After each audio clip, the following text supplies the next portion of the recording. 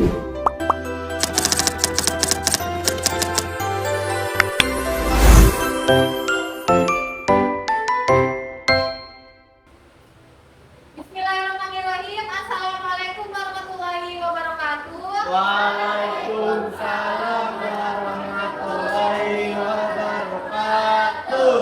Bagaimana kabarnya anak-anak? Alhamdulillah baik, Bu.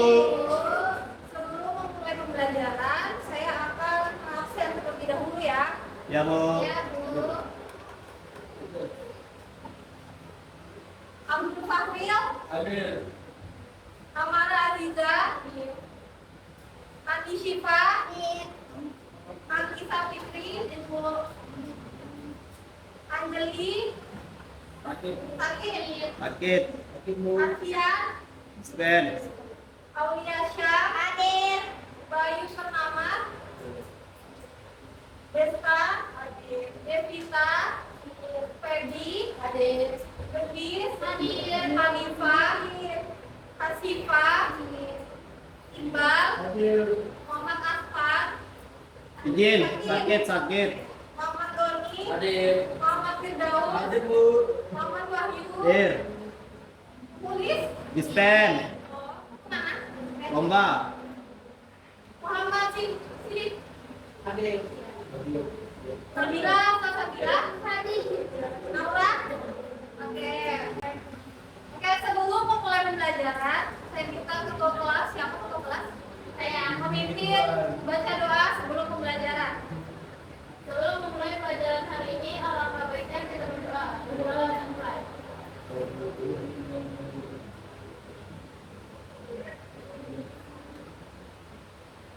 Jalan selesai. Bagaimana kabarnya anak-anak? Baik.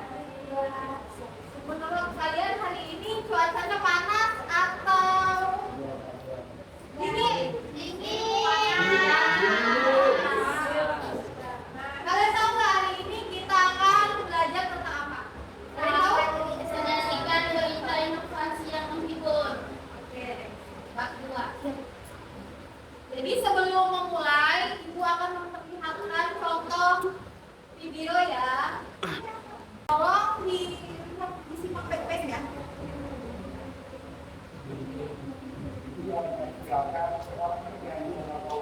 Dengar nggak? Suaranya kecil ya?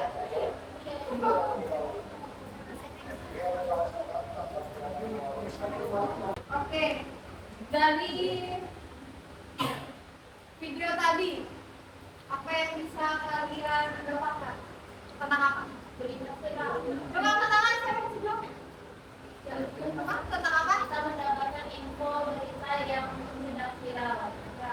Tadi tentang apa masalahnya? Yang Penipuan. Ada yang bisa menyampaikan lagi? Yang lain ada? Jadi cerita tadi menjelaskan tentang apa? Penipuan. Orang membeli dengan kris ya sekarang. Itu terjadi di salah satu warung keluarga yang ada di Sulawesi. Dan itu merupakan salah satu contoh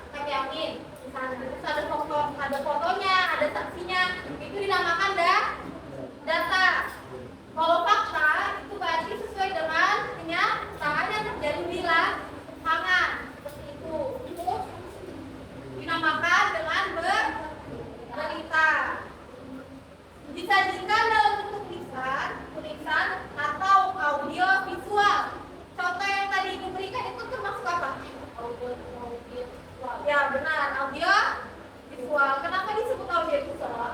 Audio visual karena dalam video itu menayangkan gambar dan juga suara. Kemudian bertujuan memberi informasi yang benar, jelas, dan menarik.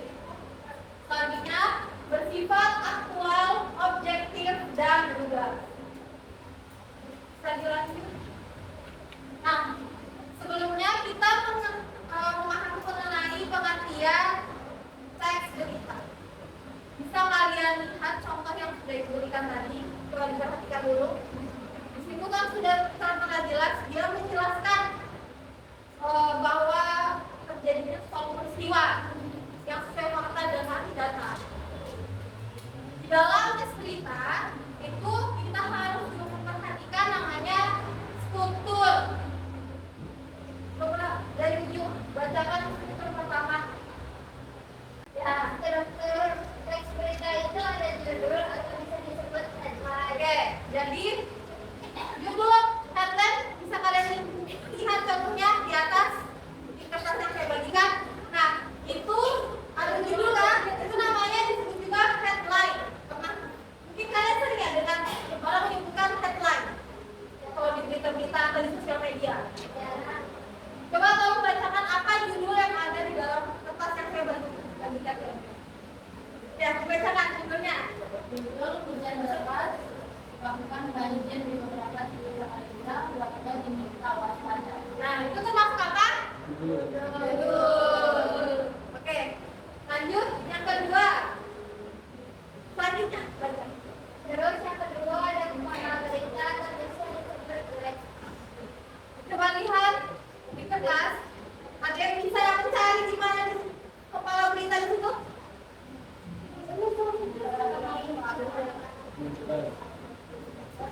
Samarinda, Kalimantan Timur, 20 September 2005, hujan deras yang mengguyur kota Samarinda dalam beberapa hari terakhir menyebabkan banjir di 15 titik kawasan perkotaan, mengganggu aktivitas warga dan lalu lintas. Dalam kepala berita itu biasanya berisi informasi seperti tempatnya, daerahnya. Itu di dalam kepala berita. Ada namanya daerahnya terjadi di mana, pelakunya siapa, itu biasanya di kepala berita. Paham? Bisa mencari membedakan kepala berita dengan judul? Bisa. Lanjut. Sekarang dari sini. Nomor 3 baca. Berita atau berita. Jadi tubuh berita itu berisi menjabarkan yang ada di kepala berita tadi. Kepala berita tadi kan berisi tentang misalnya pelaku, tempat kejadian, seperti itu. Nah di tubuh berita dia menjelaskan keterangannya lebih mendalam. Itu. Terus itu dalam tubuh berita biasanya ada isi percakapan atau hasil wawancara di dalam tubuh berita. Dia merupakan salah satu inti pembahasan yang ada di dalam berita. Coba dibacakan contoh kertas.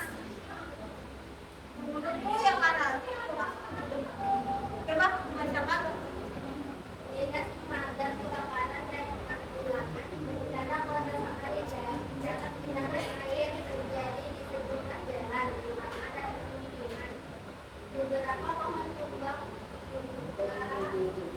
dilaporkan akibat kenaikan air yang Nah, oke. Bisa dipahami tubuh berita maksudnya bagaimana?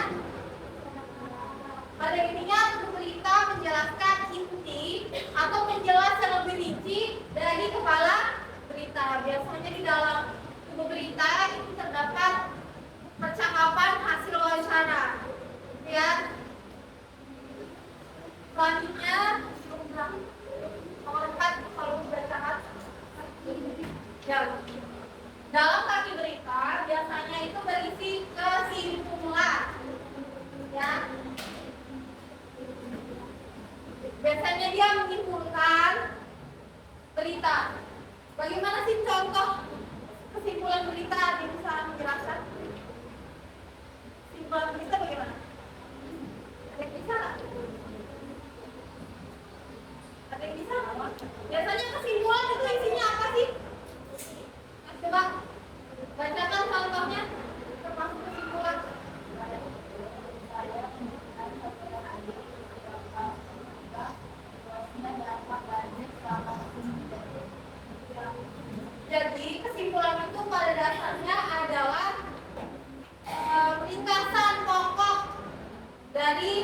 berita-berita yang ada di kepala berita dan tubuh berita. Biasanya di kesimpulan dia juga berisi tentang hasil permasalahannya. Seperti itu. Misalnya itu kan tentang banjir. Sebenarnya itu teks itu kurang lengkap memang. Biasanya dia akan menyimpulkan di situ seperti pendapat dari lingkungan, ya, aktivitas lingkungan seperti itu. Terus nanti di kaki berita dia menjelaskan apa penanggulangan agar sama itu tidak terjadi banjir lagi. Bilangnya ya biasanya begitu ya di kesimpulan atau di kaki berita. Ada salah satu sebenarnya yang memang belum dituliskan di PowerPoint, yaitu unsur teks berita. Pernah dengar adik Simba? Pernah nggak? Nggak pernah. Siapa yang pernah angkat tangan? Adik Simba. Coba jelaskan apa itu adik Simba. Nah, adik Simba itu sama dengan 5W1H. Wah, itu pernah dengar? Wah, saya lihatkan ya yang di internet. Ini wah, saya buat. Nah, 5W1. Nah, ini ya. Ada unsur namanya. Unsur adik Simba yang pertama.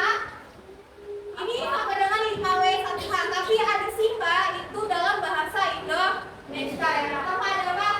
Coba baca. Apa?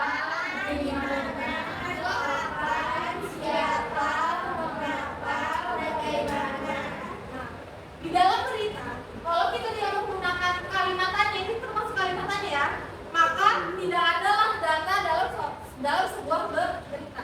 Maka di situ ada namanya pertanyaan apa? Apa itu maksudnya?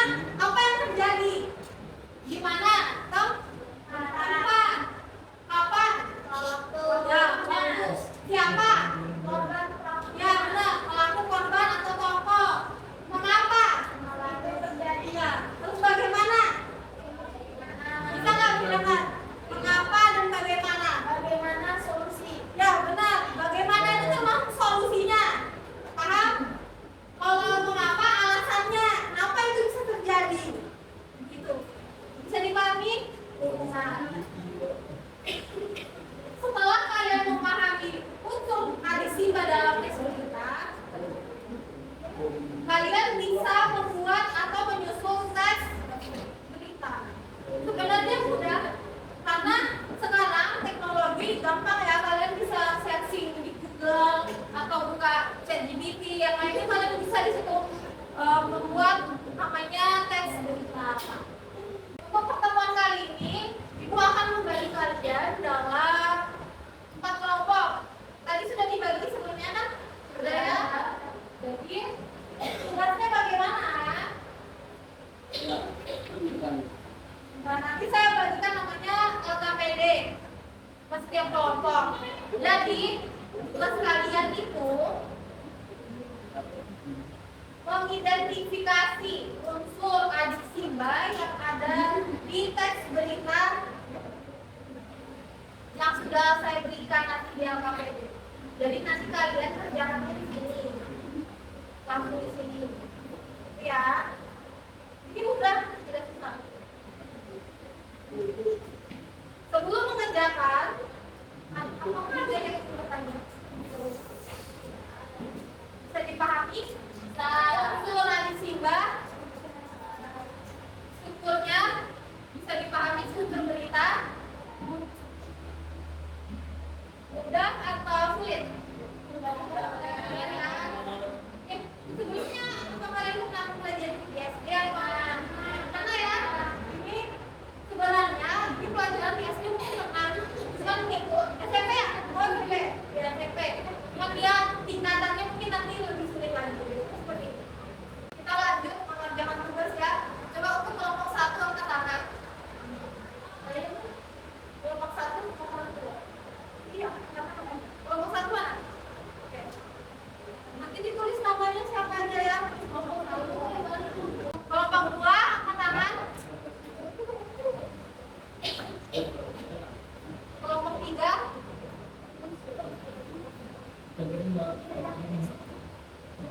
Kelompok 4. 4 mana?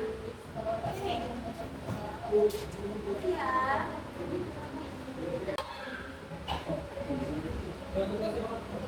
Bisa dipahami? Perintah di situ untuk menunjuk pekerjaannya.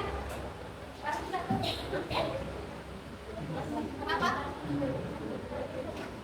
Kamu ya, ya, langsung jawab di situ. Tulis misalnya amannya. Ya, bisa.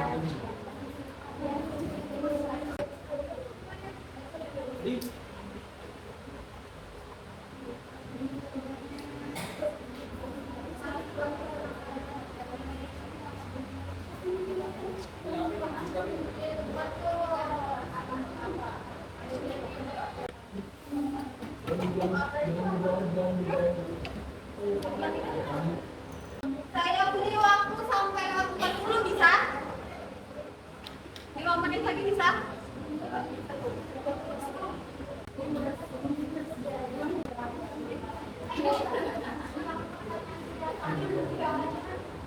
Iya,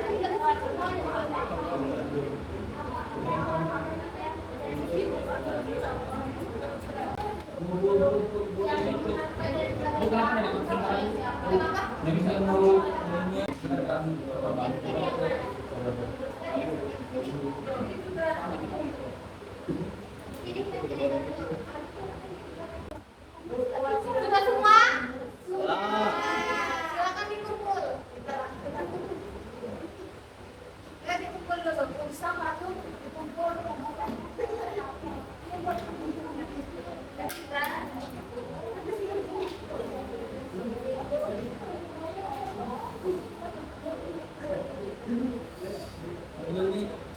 Ditulis namanya, jangan lupa ya.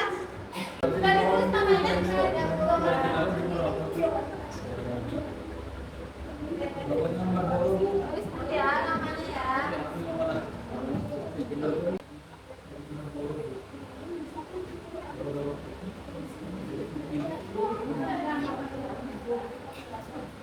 Sudah?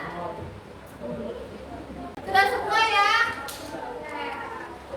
Karena waktu kita sudah tidak cukup, jadi pertemuan selanjutnya kita akan mengoleksi bersama dan mempresentasikan hasil tugas kelompok kalian. Oke?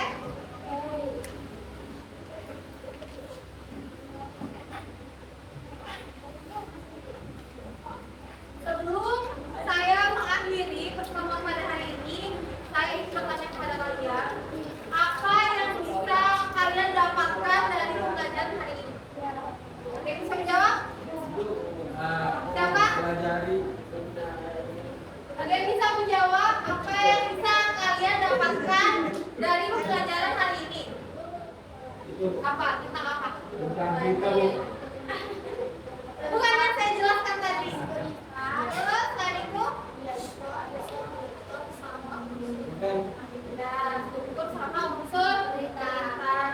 Coba saya ingin mengulang kembali. Siapa yang bisa menyebutkan struktur teks berita? Lanjut. Ya, silakan. Yang pertama ada judul, yang kedua ada pola berita, kemudian yang ketiga hubung berita, body, terus yang keempat itu ada hubung berita. Oke, makasih, tepuk tangan dulu.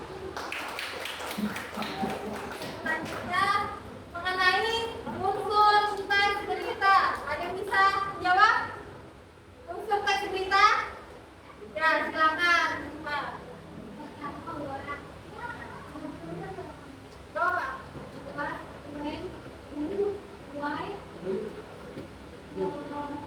Apa lagi? Berapa itu? Ya, benar.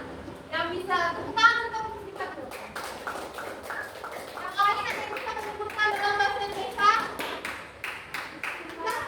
Ya, coba disimak siapa? Yang menyebutkan. Terus mana? Terus ya.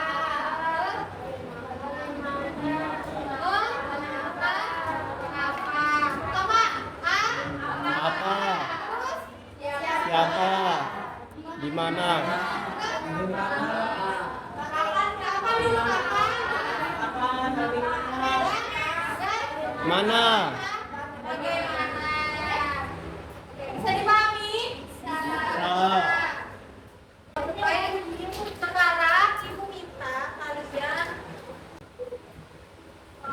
ada yang bisa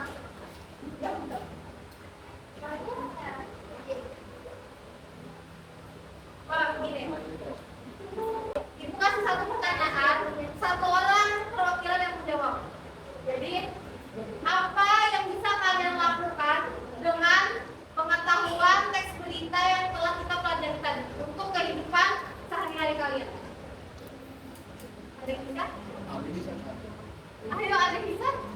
Intinya penerapannya dalam kehidupan sehari-hari kalian.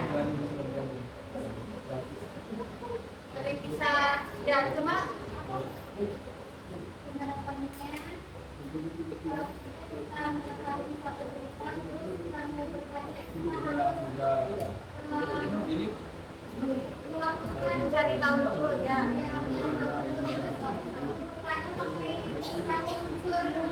Ya, satu benar. Jika kita mendapatkan suatu berita atau permasalahan, baiknya kita bertanya dengan menggunakan adik tiba. Jadi kita tahu kesimpulannya. Jadi sebenarnya teks berita ini sangatlah penting dalam kehidupan kita sehari-hari. Berita itu atau permasalahan itu tidak hanya terjadi di lingkungan sosial kita, bahkan bisa juga terjadi dalam lingkup keluarga, persahabatan, seperti itu ya. Jadi sangat berguna dalam kehidupan sehari-hari. Terima kasih untuk semuanya. Tepuk tangan untuk kalian.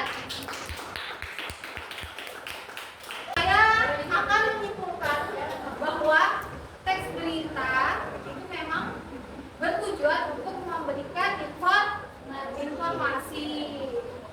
Nah, dalam teks berita juga informasi tidak hanya memberikan informasi mengenai kriminal.